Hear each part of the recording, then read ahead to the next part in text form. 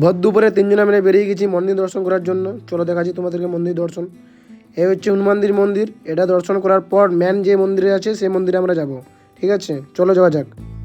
এটা আমার লাইফে প্রথম ব্লগ। যদি কিছু ভুল করে থাকি তাহলে ক্ষমা করে দিও সবাই, আর লাইক অ্যান্ড সাবস্ক্রাইব করে দিও সবাই।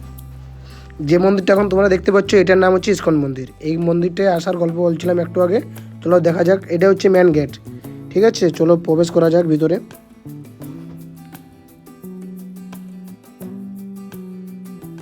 যেখানে আমি এখন ঢুকছি সেটা হচ্ছে পুরোহিতে থাকার জায়গা, যে মন্দির পূজা করে। ঠিক আছে,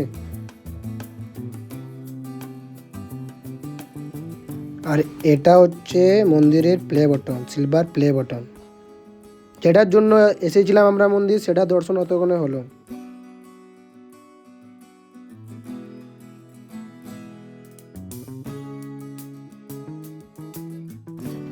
মন্দির দর্শন করার পর লাস্টে তেলে ভাজা নিয়ে বাড়ি চলে এলাম। Tata, bye bye.